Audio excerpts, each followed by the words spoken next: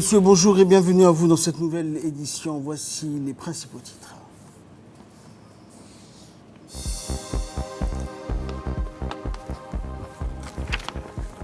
Rencontre du Premier ministre avec les experts médicaux chinois.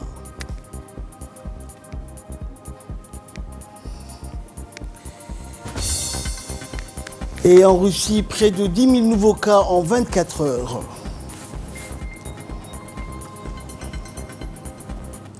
Bonjour à tous. Le Premier ministre Abdelkader Kamel Mohamed a tenu ce matin une réunion avec les 12 médecins chinois arrivés jeudi en vue d'apporter leur soutien à notre pays dans sa lutte contre la pandémie du Covid-19. L'entretien avec les spécialistes chinois a eu lieu en présence de l'ambassadeur de Chine à Djibouti. Cette réunion était principalement axée sur l'aide que la République populaire de Chine apporte à notre pays en cette période de crise sanitaire planétaire, envoyant notamment dans notre pays une équipe de médecins spécialisés dans la lutte contre le Covid-19. Ces médecins sont arrivés dans notre pays à la veille du lancement d'un dépistage ciblé au niveau de la capitale pour accélérer la lutte contre le nouveau coronavirus. Le Premier ministre a tenu à remercier la Chine pour son appui constant et particulièrement en cette période de crise. Ces médecins sont composés notamment de spécialistes en infection, en respiration, en épidémiologie. Ils se rendront dans les différents centres de quarantaine et de prise en charge du Covid-19 à Djibouti. Écoutons pour plus de précision le diplomate chinois accrédité à Djibouti, Zhuo Rucheng. L'arrivée de cette équipe marque une nouvelle preuve de la solidarité entre nos deux pays et une parfaite illustration de la communauté de destin pour l'humanité. Il est d'autant plus significatif que cette équipe est l'une des deux premières équipes d'experts envoyées par le gouvernement chinois en Afrique pour soutenir la lutte du continent contre le virus.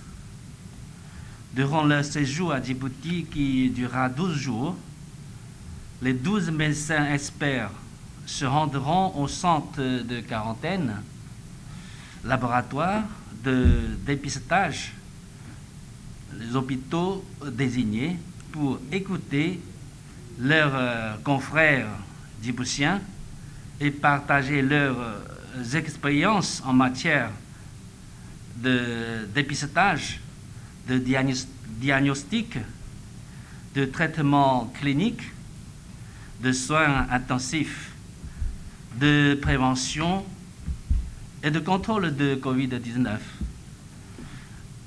Je souhaite excellent échange fructueux entre les médecins de nos deux pays et plein succès à la mission de l'équipe chinoise. Et je suis fermement convaincu que nos amis djiboutiens accorderont toutes les facilités nécessaires à nos médecins chinois pour réussir leur mission à Djibouti. Excellence, le virus ne respecte pas. Le virus ne respecte aucune frontière et ne fait pas de distinction entre les races.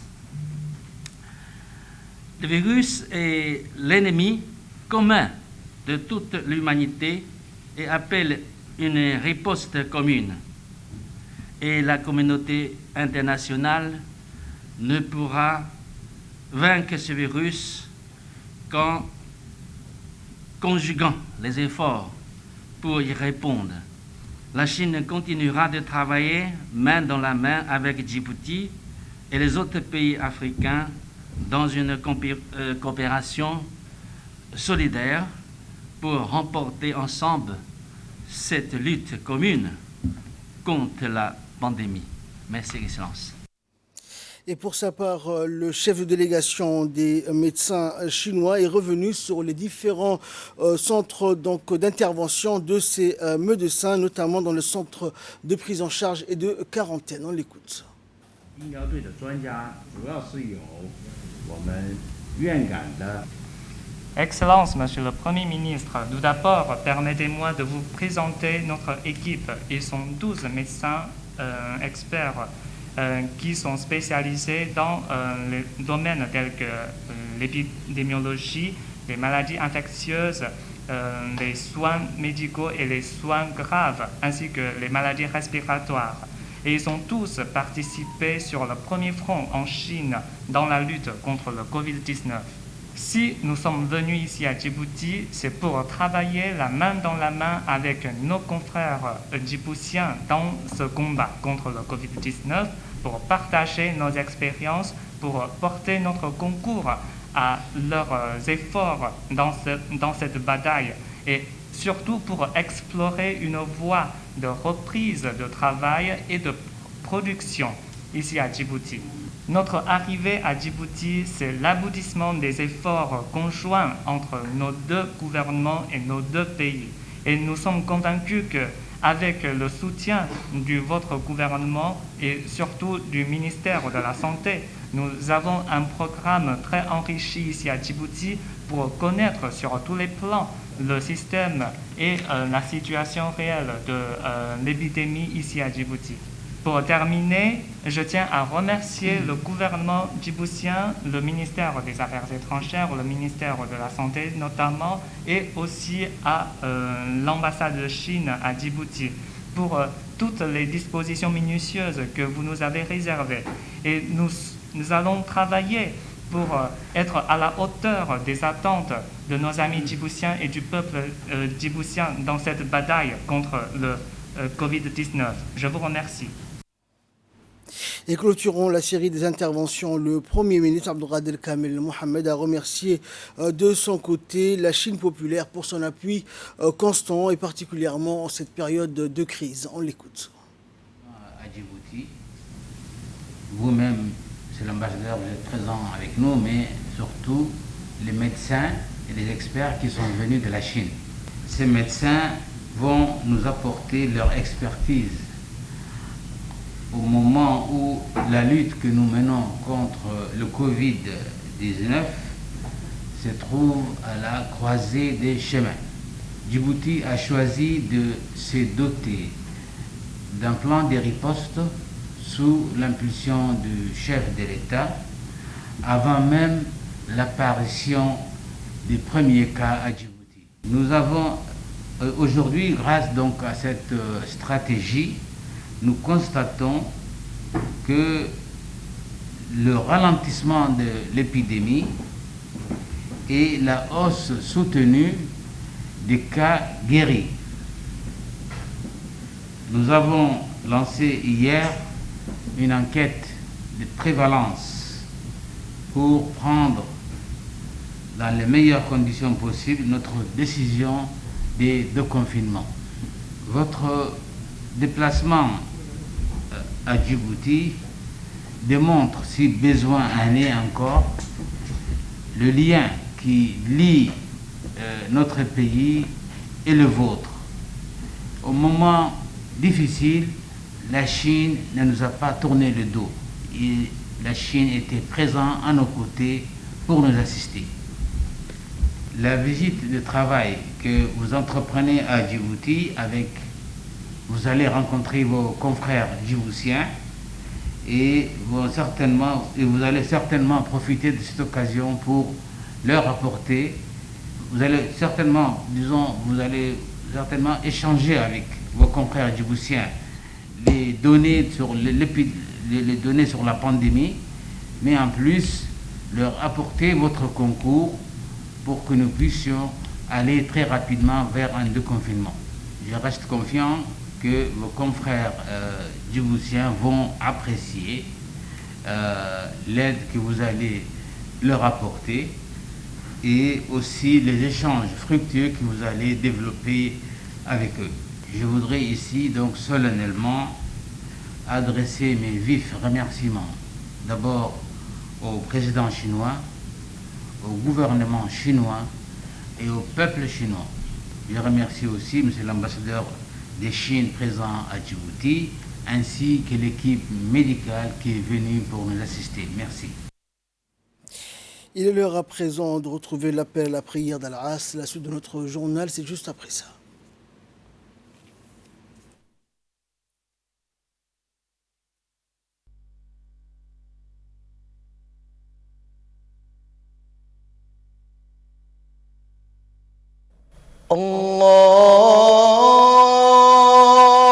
الله أكبر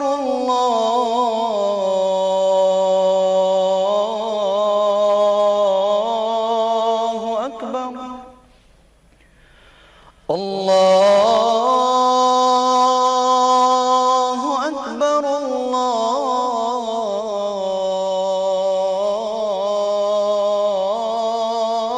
الله أكبر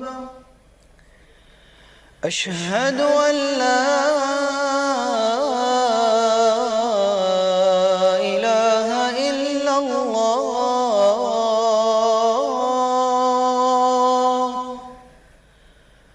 أشهد أن لا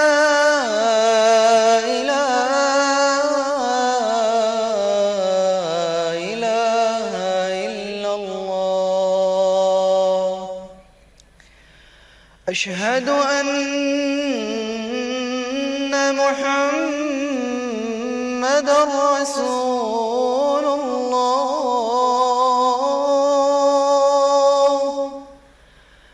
أشهد أن محمد رسول الله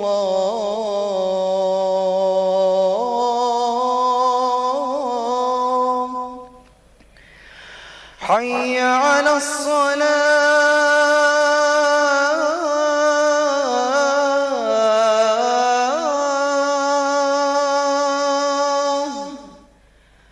حي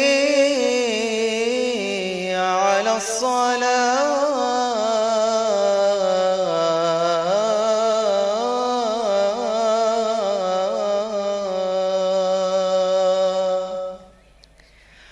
حي على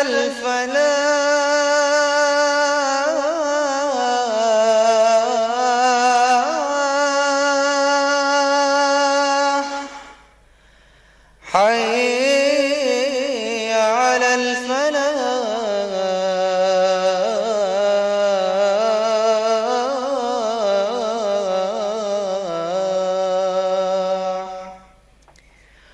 الله أكبر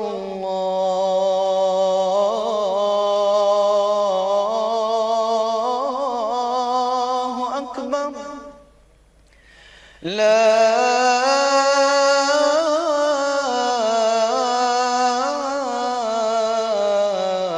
إله إلا الله اللهم رب هذه الدعوة التامة والصلاة القائمة آت سيدنا محمدا الوسيلة والفضيلة وابعثه اللهم مقاما محمودا الذي وعدته إنك لا تخلف الميعاد. اللهم إني أعوذ بك من البرص والجنون والجذام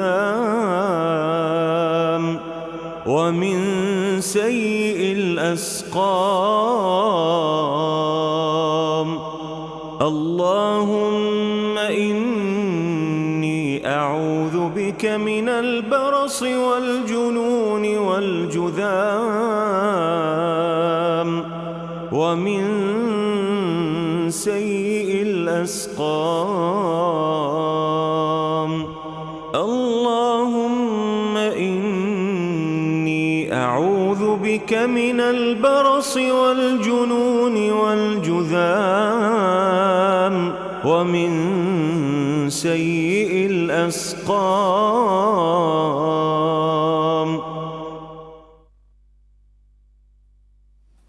C'était l'appel à la prière d'Al-As. Nous retrouvons la suite de notre journal.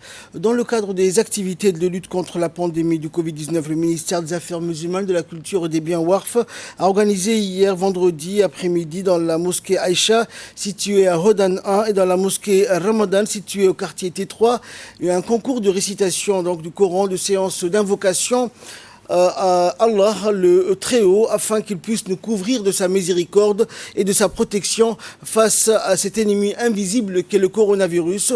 L'organisation chaque vendredi de ces soirées d'invocation exceptionnelles dans certaines mosquées de la capitale et des régions de l'intérieur constitue pour les autorités religieuses du pays un moment important de s'en remettre à Dieu pour bénéficier de son secours dans ces moments difficiles. De nombreux fidèles et des ulama ainsi que plusieurs cadres du ministère ont pris part à cette séance.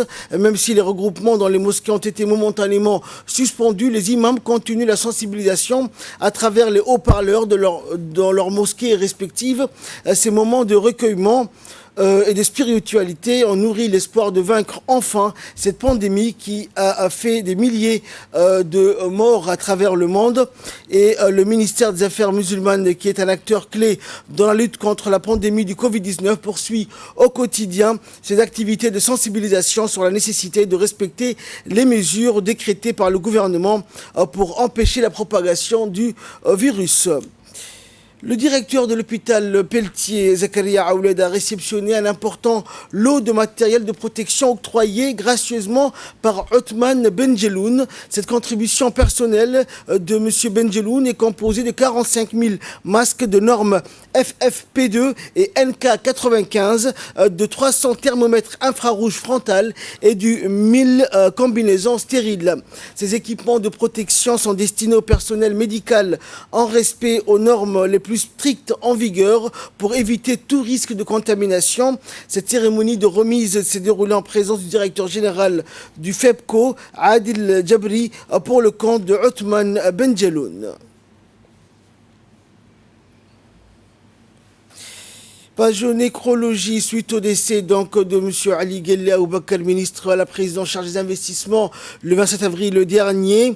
Donc l'ambassadeur du Japon et à Nairobi également de Djibouti présentent leurs condoléances aux défunts ainsi qu'à sa famille. Et monsieur Mohamed Ali Digdig, élu local de Boulaos, Mohamed Chehem, Abdallah Kamil, président association Cité Alouane de Tadjoura, adressent tous également leurs condoléances à la famille et aux proches du défunt. Également monsieur Onodera Itsunori et Sato Masaichi, secrétaire général du bureau de l'association parlementaire pour l'amitié Japon-Djibouti, adressent également leurs sincères condoléances et plus attristées à la famille et aux défunts et aux proches du défunt feu Ali Ghelle Aboubakar, et prie donc le Très-Haut d'avoir pitié de son âme. Inna lillahi wa inna ilayhi raji'un.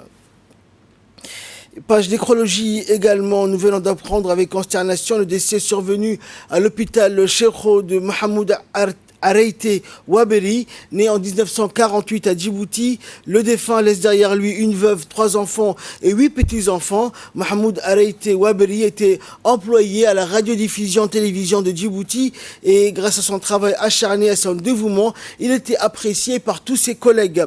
En apprenant ces douloureuses disparitions, la direction générale et l'ensemble du personnel de la RTD adressent leurs sincères condoléances les plus attristées à la famille et aux proches du défunt et prient le tout miséricordieux de l'accueillir dans son paradis éternel. Inna lillahi wa inna ilayhi raji'un. Et pour clore l'actualité nationale, ce communiqué de l'Office national des eaux de l'assainissement de Djibouti, la direction générale de l'ONEAD informe les habitants des quartiers 1, 2, 3, 4, 5 et le centre-ville que l'alimentation en eau sera suspendue pendant la journée d'aujourd'hui, dimanche 3 mai, en raison d'une casse d'une conduite principale. L'alimentation en eau reprendra à partir de demain. L'ONEAD s'excuse des désagréments occasionnés. Et là, nous passons à l'actualité internationale en Tunisie. Un robot pour aider les soignants face au coronavirus.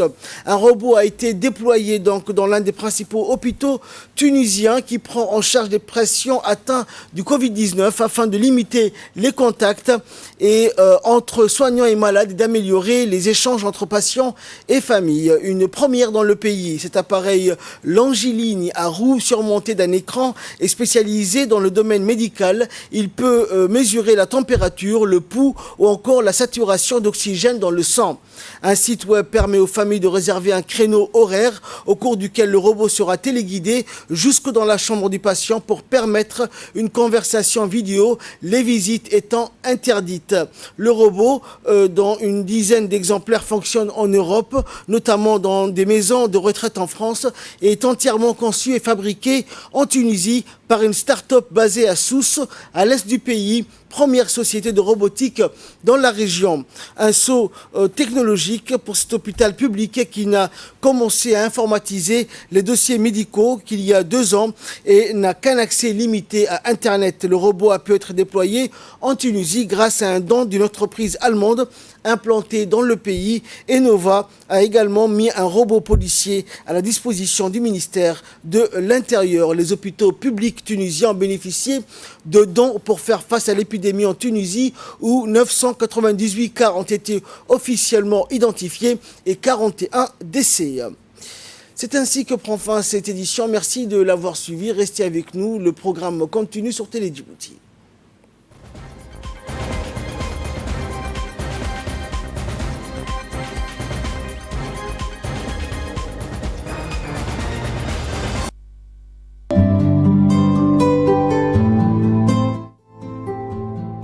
Nous informons notre aimable clientèle. En attendant l'ouverture de nos guichets, nous vous recommandons d'utiliser les paiements en ligne via les banques BCI MR, CAC Bank, Salam Africa Bank, Exim Bank, Sabah Africa Bank,